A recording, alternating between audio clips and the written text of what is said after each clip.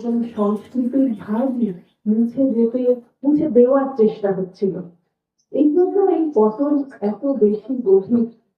এই পতনকে সামলানোর জন্য স্বয়ং ভগবানকে আসতে হলো এবং তার শক্তিকে আসতে হলো। শক্তির এত সক্রিয় অংশগ্রহণ আর কোনোদিন কেউ দেখেনি। আগের যুগে সব সময় ভগবানের সঙ্গে তার শক্তিরা এসেছেন। ভগবান রামচন্দ্রের সঙ্গে মা সীতা এসেছেন, কিন্তু বিশেষ ভাবে লব কুশেরী মা আপামর জনগণের প্রতি তার মাতৃভাব বিকশিত হয়েছে।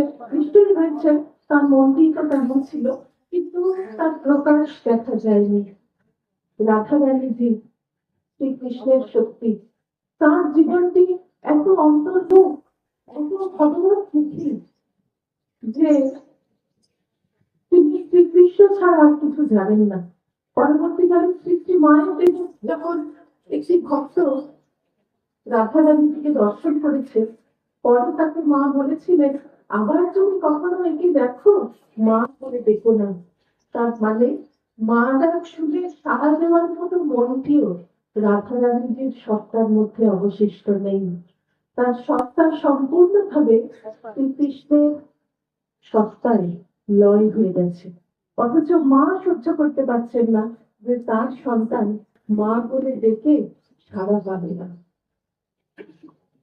এই যে যুগে যুগে শক্তিরা এসেছেন, মা যশোধরা এসেছেন, মা বিষ্ণুপ্রিয়াও এসেছেন, কিন্তু তাদের আমরা এত সক্রিয় অংশগ্রহণ দেখি না যতখানি অংশগ্রহণ এবারে সৃষ্টিমা করলেন। হয়তো যুগ ধর্ম মেনেই রামকৃষ্ণের স্বয়ং পাত্রী নির্বাচন করেছিলেন। তিনি আমরা আমাদের ভাবতে ভালো লাগে যে তারা উভয়ের মনোনীত হয়েছেন। যখন সৃষ্টি মায়ের বয়স মাত্র 2.5 বছর, তখন শিহরে যাত্রার সময় কেউ তাকে ঠাট্টা করে বললেন যে এখানে এত মানুষ আছে, এর মধ্যে কাকে তোর বিয়ে করতে সাজ দেয়? সেই ছোট্ট শিশু বিয়ের কোনো তাৎপর্য সে জানে না। সেই ছোট্ট ছোট্ট দুটো হাত তুলে দূরে বসে আছেন শ্রীরামকৃষ্ণদেব তরুণ, তাকে ওই দুটো হাত তুলে দেখিয়ে দিল। এইভাবে মা যেমন স্বয়ং বলা হয়েছে, তেমনি শ্রী রামকৃষ্ণদেব যখন এত কঠোর সাধনায় সাধারণ মানুষ বুঝতে না পেরে তাকে পাগল বলছে, তখন তার জননীর কাছে যখন খবর এসেছে, তিনি ভাবলেন যে বিয়ে দিলে হয়তো ছেলের মতি কিনবে, পাত্রীর খোঁজ করছেন, ভাবছেন বিয়ের কথা শুনলে সে খুব অমত করবে, সেই জন্য তাকে না বলেই খোঁজ চলছে। তিনি যখন জানতে পারলেন, তখন এসে বলতেন যে অমুক জায়গায় দেখো পাত্রী কুটো বাঁধা আছে। কুটো বাঁধা মানে কি? গাছের প্রথম সবজি বা যেটি হয়তো ভগবানকে নিবেদন করা হবে বলে নির্দিষ্ট করা আছে, সেটা ওই একটু কাঠ দিয়ে বেঁধে নির্দিষ্ট করে রাখা থাকে, যাতে আর কেউ সেটা নিয়ে না নেয়, খেয়ে না নেয়। আগে সেটা ভগবানকে নিবেদন করতে হবে। তো সেই রকম তার পাত্রীর দুটো মাথা আছে, দুজনেই পরস্পরের স্বরূপ জানতেন প্রথম থেকে। এটা আমাদের ভালো লাগে। এটা নিশ্চিত ভাবে কখনো সাধারণ দম্পতির কাজ নয়। পরবর্তীকালে যখন দক্ষিণেশ্বরে ঠাকুরের কাছে এসেছেন শ্রীমা, তখন তাদের লীলা আমাদের মনে আশ্চর্য সব চেতনা জাগায়।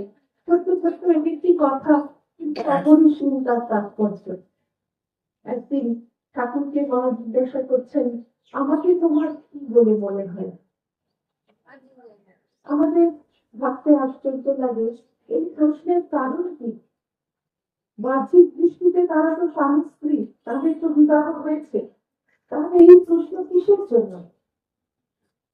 এবং ঠাকুর যে উত্তরটি দিলেন সেটাও অসাধারণ।